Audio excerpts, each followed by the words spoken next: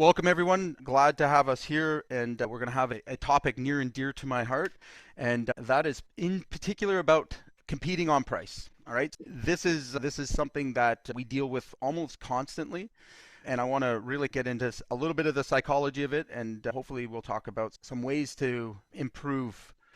So, if I'm cheaper, I'll get more calls, right? The reality is that when we're competing on price, so meaning price is our main objective, all right, your business can't last long term. All right, so that's literally the race to the bottom. And I know a lot of us struggle with this in really understanding what it means in terms of pricing, right? So, why does just competing on price fail? All right, first of all, lower prices equals lower profits, more stress, right? We track bargain hunters, not loyal clients. It's hard to cover costs and invest in quality or grow. Okay. So 68% of contractors who discount regularly report cash flow issues. Surprise, surprise. All right. So again, when we have it stuck in our head that price is the deciding factor or the main deciding factor, all right, it ultimately ends up in the same place. We end up working really hard and not actually earning a profit. And unfortunately, profit is the only thing that's going to keep you in business. All right. It's first very important to understand what is the true cost of discounts. What is the true cost of not knowing your numbers or not being sure of your margins or where you should be, right? So first of all, discounts cut into margins and very hard to recover, okay? More work, less reward, right? Can damage your brand's reputation. 72% of homeowners associated with low price were lower quality. Imagine that, okay? So how many of you, out of curiosity, have had the experience where we have discounted somebody only to have them turn into a nightmare of a customer? All right? I should see everyone's hand up. Everyone knows that customer that wants the cheaper price and don't worry, I got more work and all these other things. How does it usually turn out? Has anyone ever been in the situation where they've given a substantial discount and then through the course of the job start running out of cash and have to hold the customer or try to hold the customer accountable and try to explain to them, hey, I'm not making any money on this. And what's the stress like, right? What's that customer turn into? Do you think that they care? No, no, they don't care. And would you believe that there are people out there, at least 50% of the population, who are price sensitive, all right, meaning that their biggest fear is paying too much for something, all right, that may actually prey on lowball contractors. Imagine that, right? What comes to my mind almost immediately, and I don't know if any of you, actually I know one or two of you on here that have, but who's ever dealt with real estate investors? I have. Okay, and how did that go? Very shitty. Right. All right. So again, when we deal with real estate investors, there's a fundamental broken problem in there, and I'm not saying all of them, but the majority of them. All right. First, 99.9%. right. They have to get you below market value. All right. Meaning that even if you offered the best service and everything else, by the time you get through that, you're working for wages. Okay. Another way to look at this is by discounting your price 10%, just 10%. Okay. You have to do 33% more work to make up for that difference. Uh-oh. Okay. So again, I'm being completely open and honest. I've seen companies doing $1 million making double to triple what companies doing 5 millions are. So should we do more or should we do less? How many of you thought those things through or had that experience? Okay. So let's think about what causes us to end up in that scenario. I love it that we started off the call with Jacob exactly highlighting, what I'm going to try to point home here. We make excuses sometimes. It's the market, it's this, it's that for low pricing. All right. And it's not really the case. All right. So we got to really think and understand, what do homeowners really want? All right. What are their fears? What are the things that are behind their words? All right. The first and foremost is trust. Trust, reliability, and quality. All right. Now, I use quality as a not in the term that most people would consider it. I don't recommend you go in and push quality. I don't think it's a good sales piece in general. All right. But quality can be defined in different ways, right? Quality in your advertising, quality in your marketing message, quality in your offer, quality in the client experience you deliver. All right. These are other things that you demonstrate. You don't tell, you demonstrate. All right. Which should ultimately lead to peace of mind, right? So homeowners want peace of mind. They want to know that when they spend their money with you, that they're going to get their problem resolved. Okay? So 81% of homeowners would pay extra for a contractor with strong reviews. Okay? So reputation, that's a great way to provide trust. There's other ways as well. All right? But in the initial stages of this, we've got to define our value, not our price. Okay? When we are focusing on price, we're subliminally sending the message to a customer that they should consider price, right? If we're talking about price, and again, it's just sales 101 here, all right? If we go in with the intention of being the lower price or trying to convince the homeowner that we've given them a great rate and we're a budget contractor, I promise you're going to scare away the ones that will pay you a premium, all right? So people that have money, all right, people who are value orientated, by the way, 50% of the population is value orientated, okay, meaning that their biggest fear is not getting what they wanted, is not having a contractor they can trust, is not, and prices is below all that, okay? So the way we build value, true value, all right, is we want to focus on what makes us different. So maybe that's speed, warranty, and expertise, all right? Value actually equals benefits, not features. All right, Jacob, I would love to hear the benefits, and this is a big conversation that I have quite often. All right, is if you've been around sales a long time, most of the time we're pitching our features, how great our teams are, how our products are. All right, those are features. All right, benefits are totally different. The benefit is they get peace of mind when working with us, guaranteed. Right. So contractors who highlight their unique value see a 23% higher close rate. Okay, so 23% higher close rate. Hold on a second, guys. Just browsing. Okay. Hold on. All right. Oh. So contractor value statement in action, right? So we want to use clear language, no jargon. All right. We want to show, don't just tell. So again, when we're marketing, when we're talking to our clients, when we're building sales presentations, all right, it's important that we're demonstrating value. All right. The best way I can explain this, guys, is anything that comes out of your mouth, anything you tell your customer, all right, debatable. We are in the post-trust era. No one trusts anybody. Okay. And the reality of it is that when you are pitching to your client, all right, especially if you haven't done this strategically, all you're doing is creating sales resistance.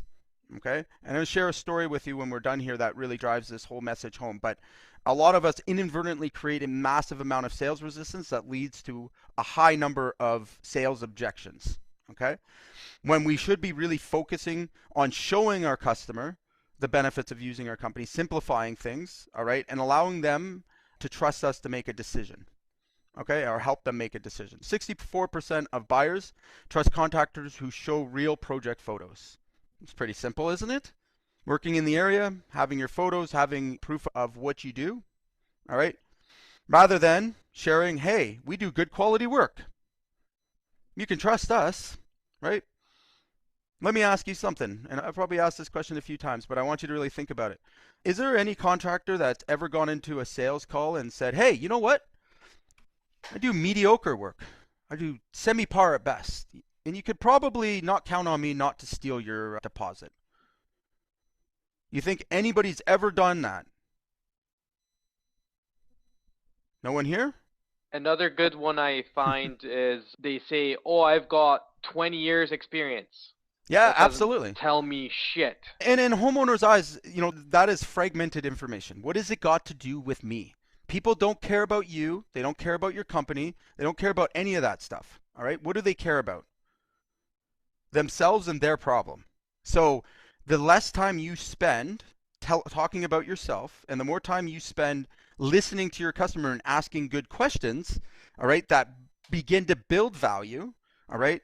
And here's the secret: the more they can say out loud, all right, what you can solve for them, the easier it is to close. All right, the faster it is to close, the more value they see in you. All right. Again, I'll make it very simple in terms of understanding the concept. Does anybody here love to be sold to? No? No one goes out of their way to find the door-to-door sales guy and listen to his pitch? No? Okay. So you got to think of your approach as well. All right. Are we raising our status, or are we telling our customer that we're untrustworthy and we're a sleazy salesperson? What's the answer? How do we prevent that? How do we build trust and authority with them? How do we get them to see our value? All right. Information. It's less information, believe it or not. It's more about getting the whole picture, getting below the surface level answers, understanding the real need, the desire, the reason they're considering it. Right. But it's the order of your questions. All right. So questions asked out of order also lead to sales resistance and confusion. All right. So again, it's not quite rocket science. And by the way, I didn't come up with this. It's a well-proven sales process for high-ticket, high-value customers. All right. What we need to be able to immediately determine, and again, you define this in your own business, is who you serve. All right. Again, what your offer should look like. Your offer should be just like this. You solve a specific problem for a specific person, a specific way. If you can't define that, if you can't clearly say that, if you can't clearly communicate it, all right, you don't have a sales problem, you don't have a marketing problem, you don't have the economy, all these other things, you have a offer problem. And it's better that you recognize it, all right, before you go any further. All right, a broken offer, nothing can heal a broken offer. Not the best marketing in the world can fix a broken offer. All right. And quite frankly, again, I see this more often than not, is that we are trying to sell services. That's a commodity. Anybody can offer services. That's the most commoditized thing that you can do. You are no different than Chuck and the Ladder or anybody else. You look the same, smell the same, and you forced your homeowner who does want value, all right, to pick on price because no one's presented value. Okay, so let's keep going here. So one of the things I'm a big component of is finding your niche, the power of specialization. Specialists charge more and get better clients, right? Easier to market, easier to train staff. Now, this can exist in a general contracting space. I just had this conversation yesterday with one of our clients where we are defining our marketing message. And I quite frankly asked, hey, what kind of car does your typical customer drive? Like, the customers that you're selling the most to, like, what kind of car do you think they prefer? Lexus. Okay, great. So we go and we use ChatGPT and we pull all the messaging from Lexus, right? The car, like the actual car. And lo and behold, all right, when we add that to our marketing message, it's bang on, right? It's the same messages. So think about it. Does the same consumer that is looking for a Honda Civic or is interested in a Honda Civic also looking at a Lamborghini? Are they the same person? Do you think that guys are out there that own Lamborghinis and then a nice Honda beside it? All right, what's the difference in those brands? Lamborghini doesn't even advertise. Okay? But people know it for a certain outcome that they want, right? And here's the thing. Focus on the outcome. What's the outcome that they get by buying a Lamborghini? Excitement, prestige, shows their wealth, shows their status. Okay, so somebody's willing to spend $3, $4, $5, up to $1 million on a car. All right, that's not the same person looking for a Honda Civic. Someone looking for a Honda Civic is looking for reliability, dependability, right? Tend to be middle class, middle market. Okay. But why are they attracted to those brands? What is the difference? It's all in the value. It's the perceived value, right? So again, if we're trying to sell work at the highest rate and do great work, then we better make sure that our messaging and everything that we're doing is talking to that type of consumer that can afford our services, right? And a lot of times we can be a general contractor. We may do bathrooms, kitchens, and remodeling, all right? But you got to pick your lane, all right? Because if you're putting out a message that, hey, you know what? I can do middle market, like middle market bathrooms. I'll do a $5,000 bathroom, but I'll also do a $100,000 bathroom. There's a significant problem there, all right? Is that the person buying the $100,000 bathroom is not the same as the one buying 5,000, all right? And when we get into the middle class, middle market, all right, our business actually has to be set up differently to operate at a profitable level, all right? We don't even have the same staff, the same talent. We can't use the same contractors, subcontractors. We can't even use the same suppliers, all right? But again, here we are trying to push both sides of the envelope and try to be a chameleon and sell to both. It doesn't work, all right? And all you do is blow your trust, all right? Again, do you think that somebody who has got to the level where they can afford a $100,000 bathroom can see through some bullshit? Right? Can see through contractors that aren't specialists? Of course they can. Right? Most of them are in a personality profile, right, where they're in leadership roles or management roles. Not always, but a good majority of them are. Right? They make decisions quicker than people in the middle class. The middle class take longer. They're more picky about things, all right? Again, the turnaround time for these kind of sales is longer, and ultimately there's a lot more support that's required, all right? And again, you can argue with me all you want, but the reality of it is if you're using the right messaging, What we can do is what we Hold on can a do, we second. can do. all right. Ultimately, again, you have to pick a lane and you have to be very clear on who you serve. All right. That comes out in every single aspect, every square inch of your business. All right. How you serve them, that specific problem you solve. All right. That specific person. Right. And the very specific way that makes you unique. Right. So homeowners buy results, not time. Right. So show how your work solves their problems. And again, when we get into questioning, when we get into understanding, Mario, when we were talking about the closets and trying to determine what would be something that a high-end luxury closet buyer would require. Maybe they want an island, maybe they want granite, maybe they want 3 drawers. Like they're gonna communicate that with you. They're looking for something more luxurious, right? Versus somebody that's more price sensitive, looking for more of an IKEA closet. They want their clothes organized.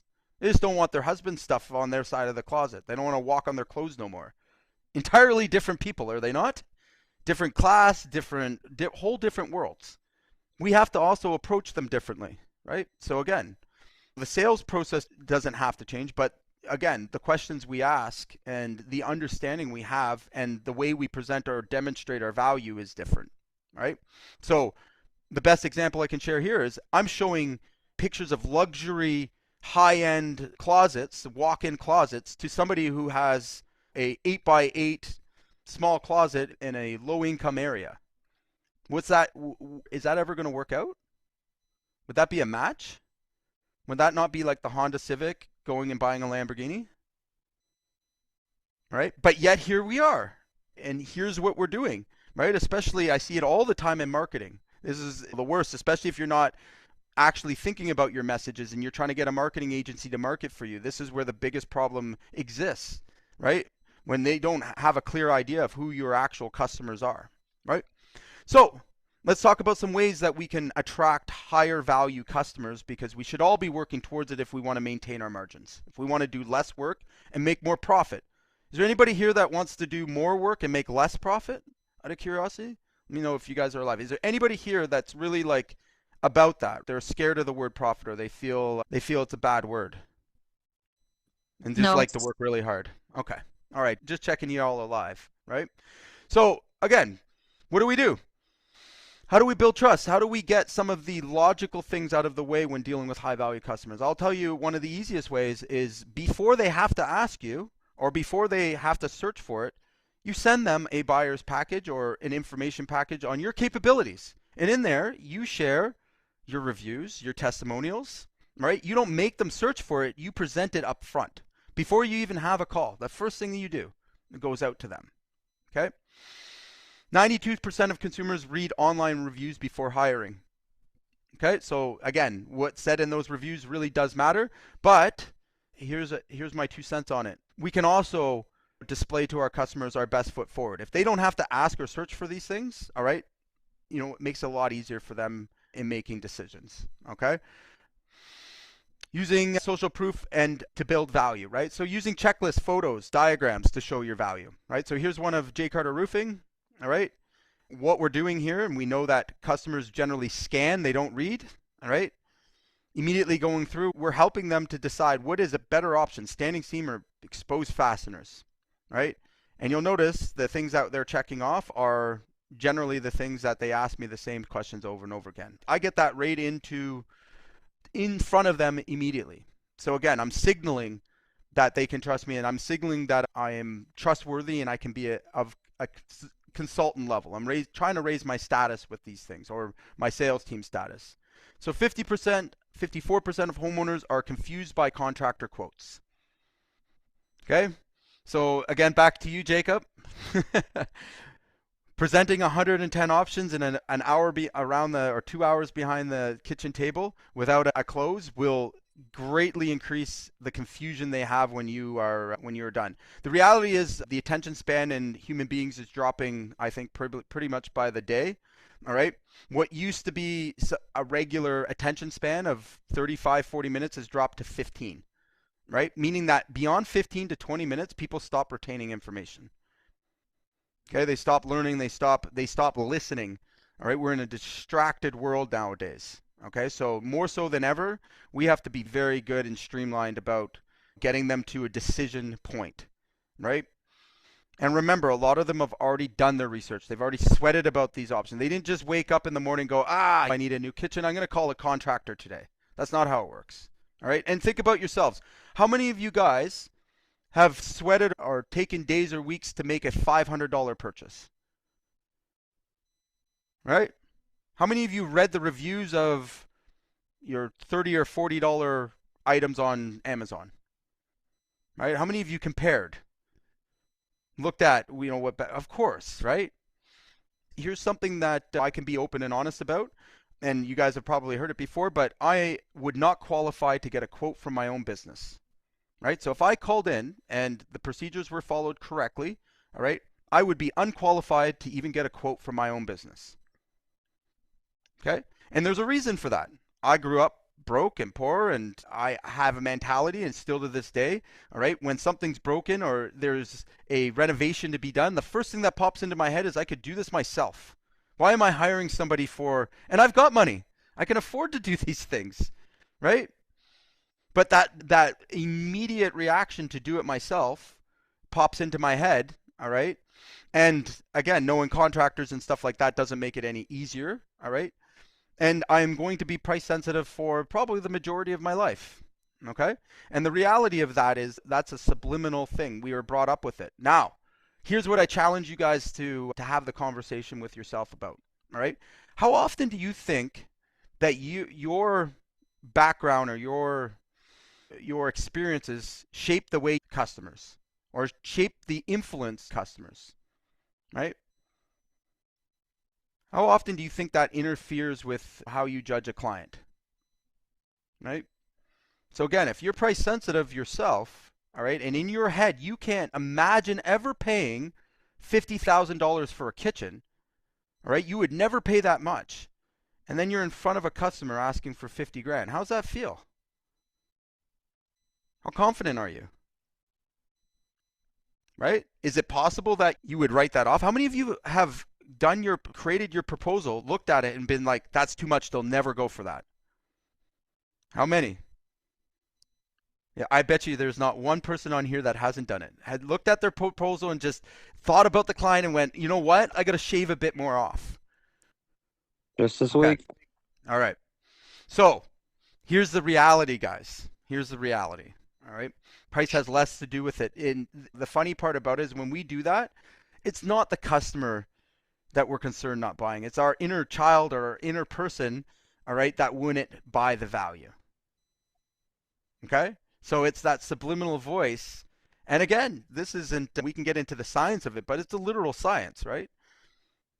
You know, we have no real, unless we have a good sales process and we determine through process that somebody is unable or unwilling to pay a certain price, or we don't know, right? Unless you are trained and very skilled at it, you don't know, all right? So what ends up happening is we assume, and we assume based on experience. And that experience generally is, when I was a kid, my dad fixed everything, right? Because we couldn't afford to get contractors in. My dad did half-assed fix-it jobs, and I grew up seeing that as being the world, the reality. Now when I have a business, I bring that same mindset, and lo and behold, I track those type of customers. Uh-oh, right? Isn't it funny? How many of you guys have seen yourself in your customer? Right? Okay? So when we're thinking about running a business, when we're thinking about operating a profitable company that works without us, all right, without us being there, it requires a great deal of profit, but more in really understanding who it is that you're going to sell to and how they perceive value, not how you perceive value. That is bias, okay? That is the biggest mistake you can make. And again, I'm going to share a story. I can't wait to share it. It's one that'll be very close to home for you guys. But all right, again, we want to, anybody that's interested in having a look at their offers and really structuring their offer first, which I am a big proponent of, before you add marketing, before you build a sales strategy, you need to be able to have your offer clear. All right. The number one killer of contractors, I feel in my heart of hearts, all right, and may be argued with, is broken offer or no offer at all. Somebody just offering services to random people, right? That's a very good way to get yourself in a lot of trouble and spend a long time finding yourself in a profitable business or ever having a business that can operate without you. Okay? There's just not enough there. So let's talk about some quick wins, things we can take action on today. All right? So everybody can ask for 2 reviews. All right? Past customers, people you've done business with, all right? Good experiences. I want everyone to ask for at least 2 reviews. All right? I want to update a service description to focus on value. Okay? The other thing, drop 1 low margin service or a service you suck at. Just drop it. All right? Leave it alone. Don't offer it anymore. Okay? Fight the urge to try and sell to everybody. Okay? These are very significant changes, by the way. And they may not seem like it, but they have huge impact. All right? Small changes can boost close rates by 10%. And I can prove this over and over again. All right, anybody that wants to have a look at it, I'm happy to have that conversation with you. All right, but I'm gonna share a quick story with you guys that just happened quite recently. All right, for some of you may know, I have 3 roofing companies that are owned under our umbrella. All right, and one being J. Carter Roofing, but we work in close proximity of each other. All right, so our other branch, they were really struggling with sales just before Christmas. Okay. Now they had an opportunity to work with a project manager or a building owner owned some larger rental properties. Okay, and they had done business with this particular woman for the last 5 years, right? Over $700,000 in sales, right? So when Christmas rolled around, team was really suffering behind in sales, all right, not doing so hot. This lady reached out to her, our sales rep. Okay, sales rep's excited, went out, priced the job. All right, everything like they normally would, except for they made a fundamental mistake. The mistake was, all right, they didn't follow the procedure of offering good, better, best. All right, and we could tell just by the way the paperwork was done is that they pushed the shingle roof. Okay. Now, ironically enough, she also reached out to J. Carter Roofing. All right, and we can see it in the databases. And my sales rep goes out about 3 or 4 days after the other sales rep from the other company. And again, we're offering similar things. One's shingles, one's metal, but the other roofing company can offer metal as well, all right, which is a part of our process, obviously. And he closes the deal. All right, J. Carter Roofing closes the deal. And the sales rep doesn't know that we closed the deal till the new year, all right?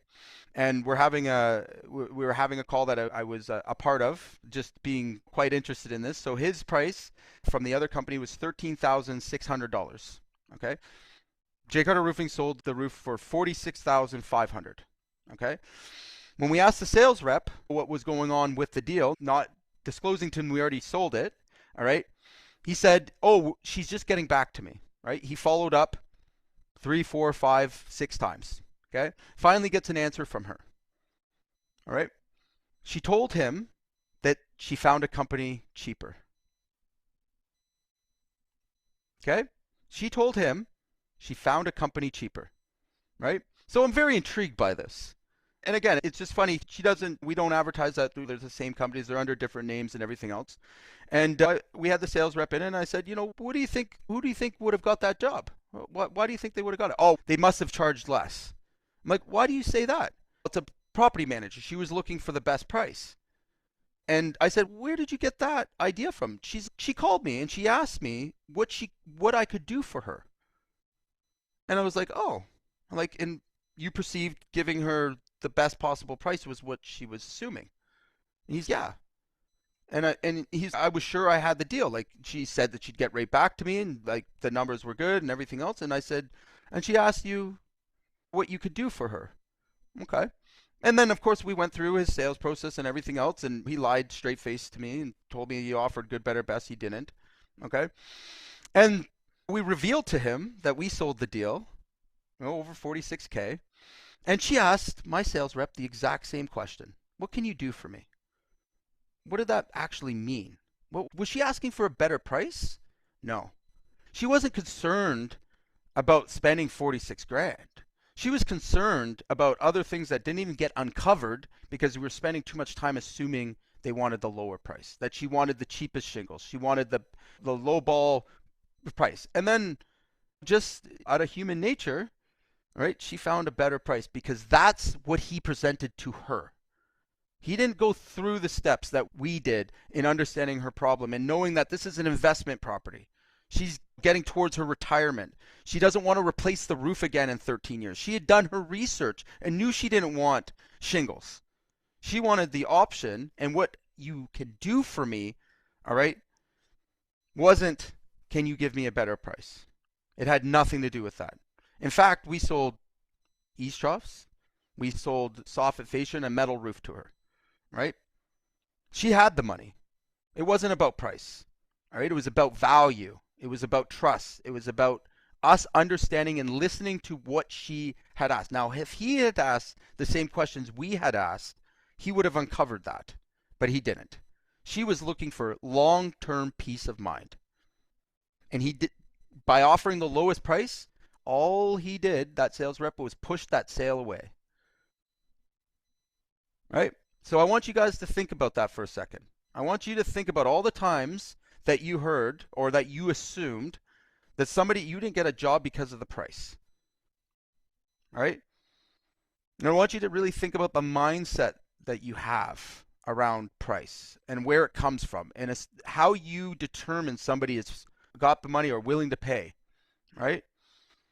And understand that people in general, and even yourself, all right, if you knew that you could get better value, right, that you could guarantee an outcome, would you pay a little more?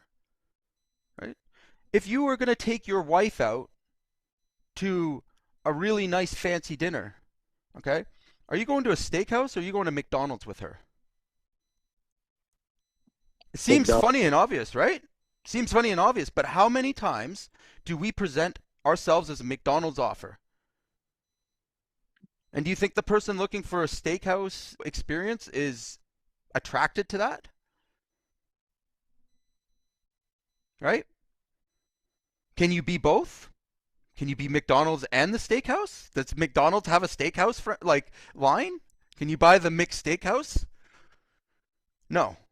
All right. So again, it's time, if you're really struggling to get to where you need to be in your numbers and in your business, all right, chances are you have a broken offer. You have a disconnect, all right? And again, not having the right customer, not knowing the right market, and not understanding how those people make decisions will 100% lead to friction in every aspect of your business. Every square corner, every square inch will feel the burden of your refusal to address your offer first. Okay? How do you scale?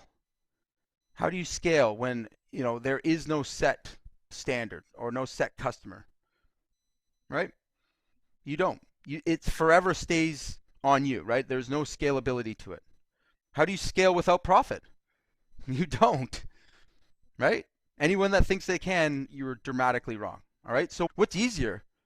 Is it easier to invest in fixing the offer, or is it easier to go on asking for the minimum price and scraping by? It's a redundant question, right? Regardless, again, I hope everyone is thinking about these things and refining it as well. Okay, so one thing I am going to mention to everybody here, all right, even if you think your offer is locked, all right, and you're confident about who your consumer is, guess what? That changes, right? That customer's wants and needs change as well, right? Do you think your customers are influenced by media, social media, new messaging? You think that they does the customer you dealt with 5 years ago act and behave differently than the one that we deal with today? Interested, if anyone has anything, feel free to unmute.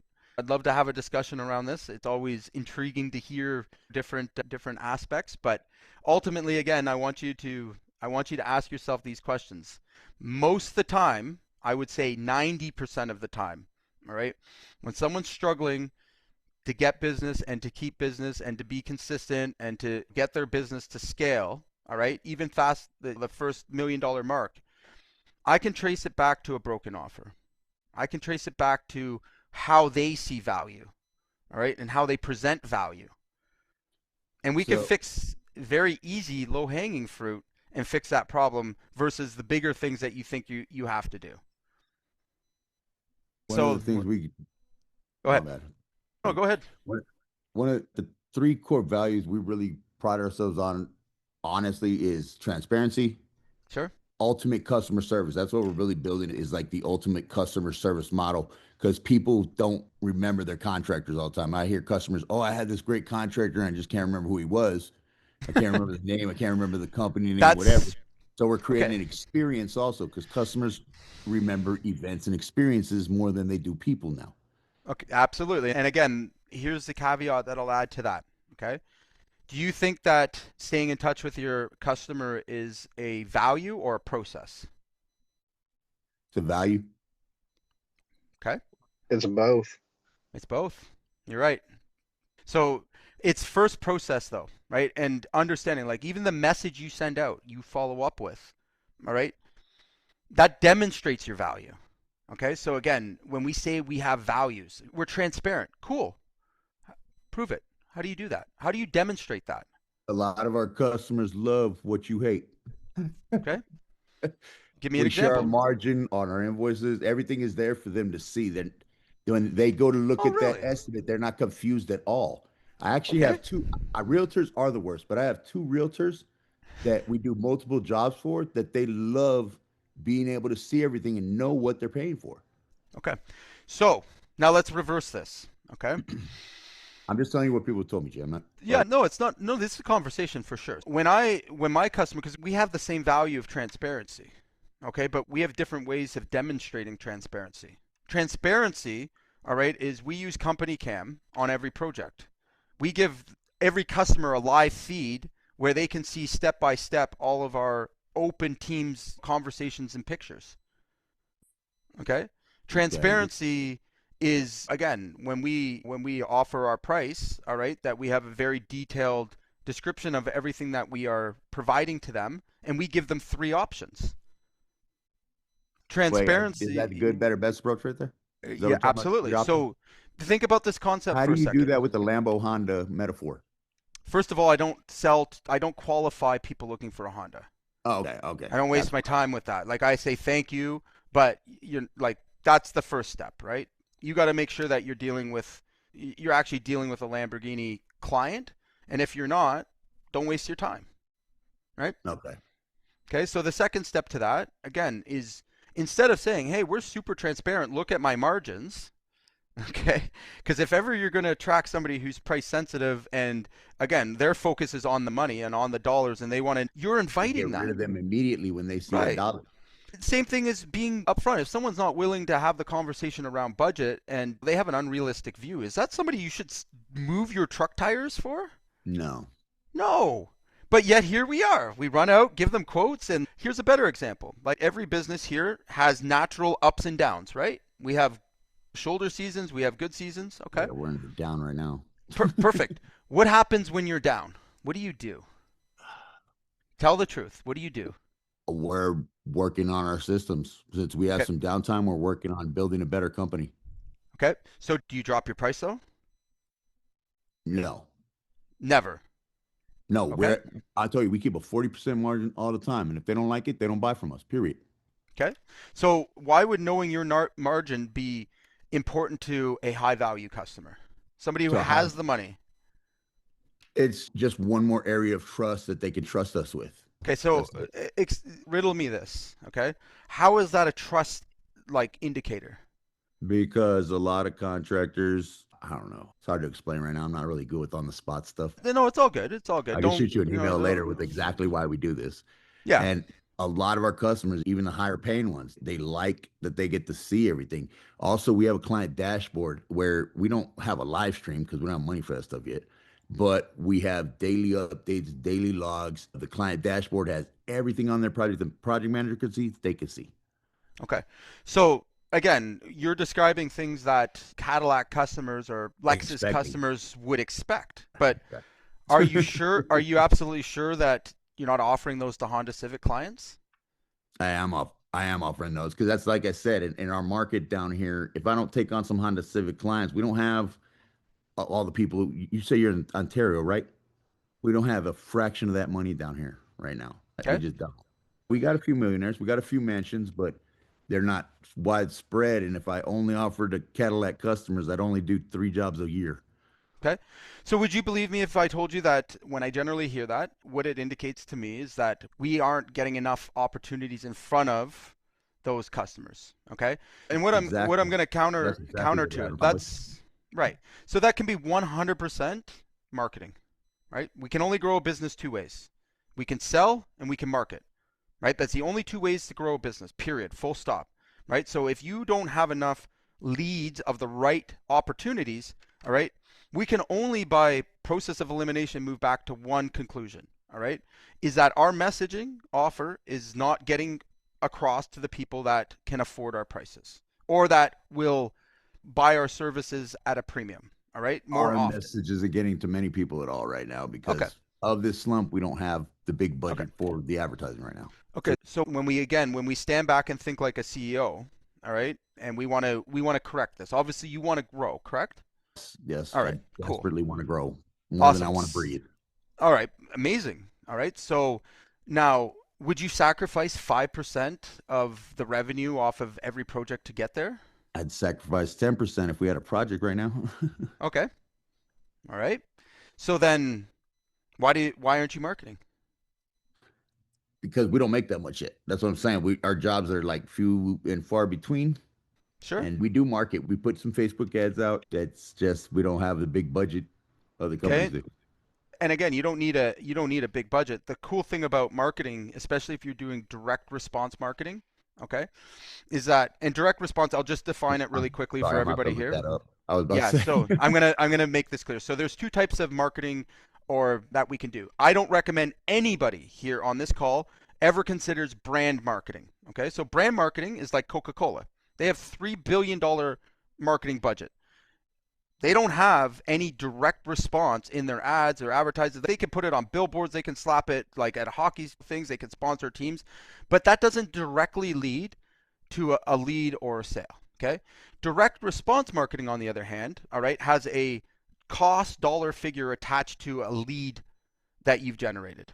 Okay. So the biggest mistake, especially when we're starting out, is we buy brand marketing. We go and get an advertisement on the local hockey boards, or we sponsor a football team. We do what we call brand marketing. Well, the problem with that, all right, is that it goes out in a general way and it doesn't produce a direct result. Okay, meaning that it takes a long time to come back in. We can't track specifically our results. Okay, so now we go to Facebook or Meta. What happens there, all right, is that if you're not being data driven and you don't have a extremely good sales system, okay, and this is where we got into the process and why I asked you that question, but your process for nurturing leads, and because most people there, all right, you're disturbing them in their social media, okay? You're coming in, they weren't intentionally going on there to find a contractor, okay? You've popped into their feed, they thought it was great. They're passive. They're usually not the top 3% of consumers looking to make a decision right now. They're thinking about it. Now, some are, all right, but there's only 3% at any given time that are like actively looking to buy now, okay? So, they're still good leads, provided that you have a system that nurtures those leads from marketing qualified. Yeah, I need to buy a deck or a fence. I'm interested in hearing more information. All right, to sales qualified. Yes, please come out and give me a quote. All right, or I'm excited about working with you. Now, that's CRM and stuff that we help you do, but you got to build an experience for them. And you have to, again, push your message and who you serve through those channels. Okay, that's why a lot of guys shy away from that, but it's a direct response marketing piece. Okay, does that make sense? Yes. Okay. Can I ask you one question? What percentage of your Absolutely. business comes from word of mouth? 40%. 40% comes from word of mouth? Yeah, but here's the caveat to that. Our CRM, all right, we, like anybody that enters our business is put into a CRM, okay? And we market to them whether we win the job or not. In fact, here's a crazy statistic for you that we absolutely love sharing, all right? 40% of the referral business that we bring in come from people we never did business with. People that got a quote from us but never moved forward, had their uncle or aunt or another Joe Blow company do the job, all right? Loved the way that we presented ourselves, trusted us more than the contractor they hired, and referred us and remembered us over the guys that did their job. Okay?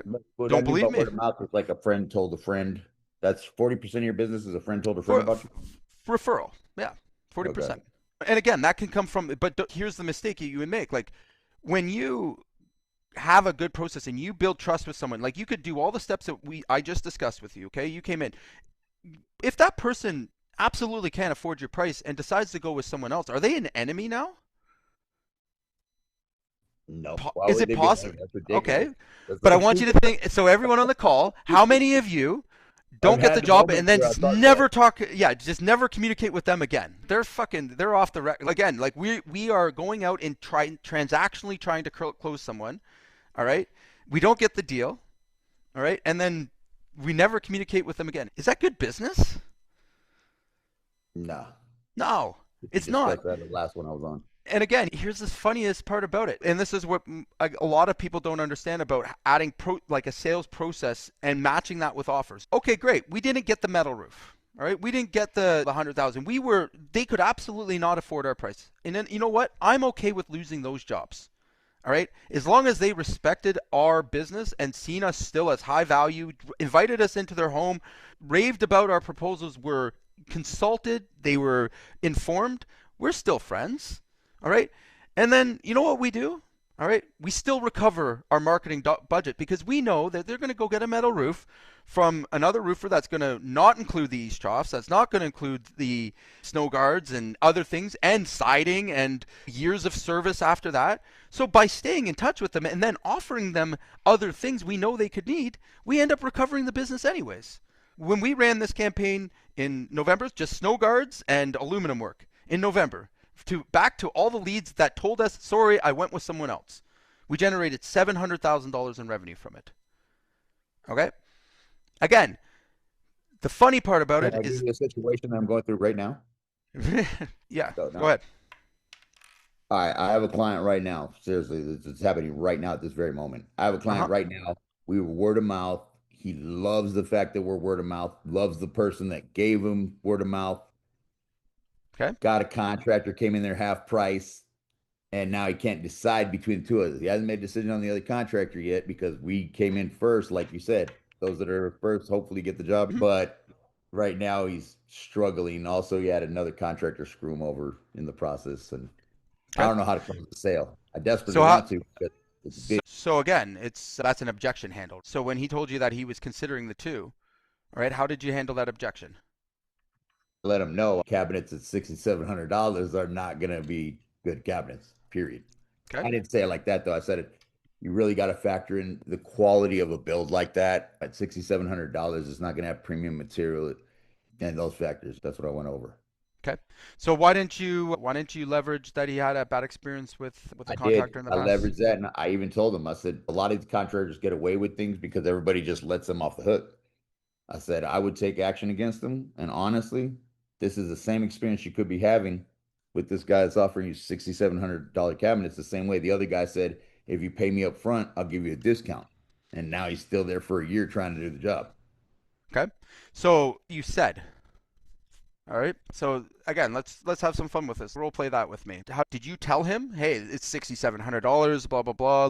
Was that your approach on it? No, I said no. I said at that price, you really need to take into factor what kind of quality, longevity this product's going to have. Okay. And his response is, I need to think about it. We had a long, drawn out conversation. It was more than just I think about it. He just talked my head off a little bit. And I Okay. let him. He was like venting, I think. Okay. So then what stopped him from seeing you as the only peace of mind that he could have? Like he like actually told you, I think it's the I don't price trust factor. this guy. Okay. Yeah, it's the price factor. It's Cool. that we're double the price. Cool. So now, did you isolate that objection? So I would have treated it like this. I get that, totally understand. Now, price aside for a second, are you absolutely sure that we're the right company to deliver X, Y, and Z to you?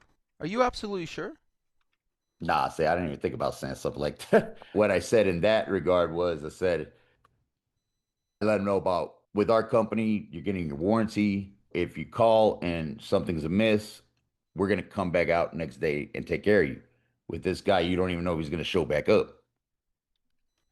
Okay. So back to what I said earlier about anything that comes out of your mouth, all right? Garbage. I want you to imagine the customer is just saying bullshit. Just put yourself in that. Like when you hear anything now, do you not just immediately think bullshit? Yeah. Is that on another instant? Okay. So now when it comes out of your mouth though, when you repeat it, all right, so I would have got him to repeat that in his own words, right? Price aside, are you absolutely sure we're the right company to do the job for you? That's a whole different story. I didn't even think about something like that because that makes them think. That's going to make them question. Right. But if they say back to you that, yes, I'm absolutely sure, or no, I'm not sure, okay? Are we dealing with a price objection now, or are we dealing with a trust objection? I mean, it could be either. Oh, it's trust. Yeah, because then they're not sure. It's got to be trust. Okay, but you're standing here with me right now having the conversation, and about I'm a treating you price. just like Yeah. I do with my sales reps, because again, we put this assumption in our head that it's price, even if the customer's telling you. But what you're not recognizing is you're actually signaling to them that you are putting it in the atmosphere, and they're biting on it. They're going, yeah, it could be price, but most of the time, it's not price. If you learn to deal with that objection and resisted the pitch, again, sales from the 1950s, like those are dead. No one wants to be pitched to. Like how many know when you're being pitched to? Okay. It's easy now. Yeah, absolutely. But again, we've got to go beyond that. Again, getting somebody peace of mind, all right, is way more valuable than any price, especially if he can already say in his own words he doesn't trust the other guy. All right? If he didn't move forward with you, it's because you didn't present the value of peace of mind. All right? Because when people have peace of mind and they have confidence, they make decisions. All right? The decision's going to be either I can trust you and I've got full faith in you doing this job. All right? Now I can properly deal with that price objection. I Right? didn't It's mention just another part. right. that I So I'm going to messed up. isolate that again. Yeah. I'm going to go, okay, now that I know that we're just talking about price here. All right? And this is where good, better, best comes back into it, right? What can we remove from this to get this more in line with your budget? I think I messed up also. He wasn't at the actual estimate. His daughter was because that's what we're doing the job for. He's just paying for it. Okay. So I think I messed up not securing him at the job. These are fundamental like problems Have in the your sales decision maker process, there. right? Yeah. Yeah. That just dawned on me right now. That's another. Okay. Thank you for the topic, Jay. Yeah, no problem. No problem. Could I share something with you? Yeah, absolutely. Do you mind? So you were touching on the topic of head trash from your youth or from your Mm-hmm. upbringing, things of that nature, where you project your view of money onto your client. And I was raised up doing this, laying tile and building showers for a man who told me I could never charge 8,000 for a shower. You'll never Bingo. sell that in this location. You can't do that in Arkansas. You can't. And since then, I've sold at least a dozen at 800 or more, with only building material and labor, no tile selection included. So Mm-hmm. there's a head trash, but I just ran into this situation where I had a battle with my head trash, where this was last week. Went to a client's house. She's got hideous tile that she absolutely hates in her kitchen. She wants it covered with a luxury vinyl plank. And there's a point to this, I promise. She shared 3 separate times she mentioned the words cheap or affordable, 3 separate times. Okay. So I said, okay, for my sales process, the way that I do things is I always like to work my estimate sometimes I'll sell on the spot, one trip sells, but generally speaking, that's not my sales process. I'm at home, I type up the bid, I get everything together for her, and in one of my line items in my system is a budget tier LVP. It's a Okay. material price based on budget. And I built it up and I had my labor, my margins, and everything included. And I said, okay, I really can't do it any cheaper than this, or I'm messing with the money. And I argued with myself, man, just lower it a little bit to make sure you secure this sale, get her taken care of. And I Mm-hmm. ended up saying, no, I'm just going to send it the way that it is at my price. I sent it to her. Now, keep in mind, 3 separate times she said cheap or affordable. I sent it to her and she said, oh, this is much cheaper than I expected. Now, I Right. have good profit margins. My profit margins are above 50% gross profit margin on every job. Good. And so I said, oh, okay, cool. She paid the deposit online before I even said another word. She'd already gotten everything taken care of, paid the deposit, good to go. So I went to her house with the material selections and that fit the budget tier. But what I also like to do is try to upsell. So I also brought some mid-tier materials to show her the Mm-hmm. difference. So I showed up with those and she said, I don't want that cheap shit. Give me the better stuff. That stuff's much better. So Okay. here I am arguing with a bunch of head trash about Mm-hmm. not only my price and my margins, but also the material price, because she said the words cheap and affordable. And the point of what I'm trying to get at is, one, don't fuck with the money. If you know what you need to make, you got to make Mm-hmm. that profit margin. But two, my definition of cheap and her definition of cheap are two very separate things, two very different things. Night and day. And so that's a lesson that I just now had to teach myself. And I'm just glad that I went ahead and sold it at my margins and didn't give in to the head trash. And that's a fantastic example. Again, and you're absolutely right. And that's the challenge. Okay. So I'll add one little piece to this. When I said earlier about 50% of the population being price sensitive and 50% being value sensitive, okay, that doesn't change based on class. Okay. So what I mean is that you can have someone price sensitive that is a billionaire. Okay. How many have read into the cheap millionaires? Okay. The difference, though, all right, is when you're closing somebody who has the money, all right, is that we are getting to the core problem that moves them. Now, she bought you. She bought the trust and the value you built and the consultant. If you had asked her that same question, so money aside here for a second, are you sure? I'm absolutely, she would have been, and as soon as that comes out of her mouth, okay, if you can get them to say that openly, we're now actually just, that's your cue that we have a price thing. So maybe I don't ever recommend you discount, but you can trade and barter. You can downsell. You can present the other material. And the power of good, better, best is nobody wants the good, right? She didn't want it. She's willing to pay more.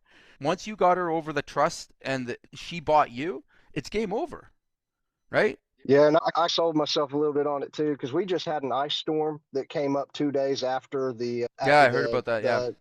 Yeah, we got hit pretty hard.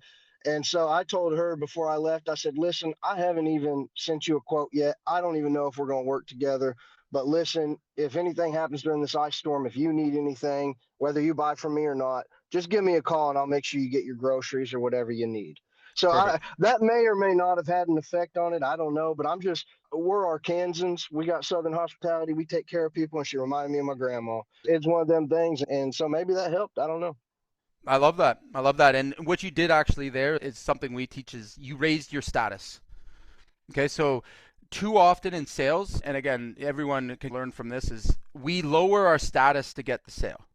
Okay, so when you become too willing to just give discounts, too willing to, people lose trust and your value goes down. All right, so the best example is when you're pitching, and instead of asking questions and getting them to do the talking, we pitch, we get into that, and it happens, right? You think you're losing the sale, so you start to pitch more. It's because of this, and we give this great guarantee, we do all this. At that exact moment, you've lowered your status to sleazy salesperson. How many people here deeply trust salespeople? When you hear the word salesperson, what is the first thing that pops in your head?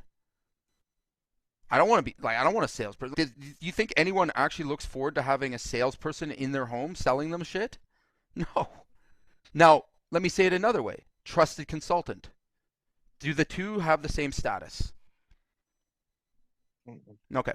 So what you did very well in that exchange is that you were prepared to walk away from the thing. So meaning you're not attached to the outcome. Hey, I'm not even sure if we can work together yet. Is it okay if I ask you a couple of questions before, just make sure that we're not wasting each other's time? Versus, I'll be right out. I'm going to come right there right now and give you a quote. And you know what? If you balk about the price, I'm going to lower it. Which one's trusted more? Okay. So again, That's the thing too. Before I ever, oh, I'm sorry. Go ahead. no, go ahead. We just have a lag. That's all.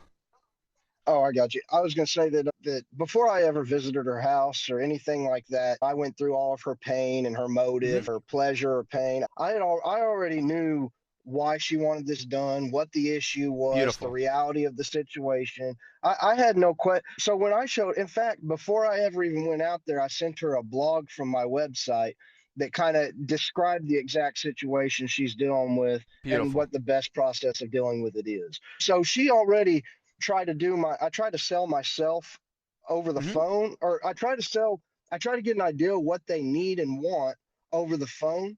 And then between the phone call and the consultation, I'm touching base to show that I can satisfy that need. And then whenever I get there, they're not buying the product anymore. They're buying me, because people buy from people they like, know, and trust. So at that point, I'm just showing up and saying, hey, here I am. This is who I am. Like me, hate me, whatever's cool. Do you need any groceries? It's just part of the process. Yeah, no, and that's, again, perfect textbook strategies. People don't buy from people they don't trust, period. And it doesn't matter what price you give. If they don't trust you, they're not doing business with you.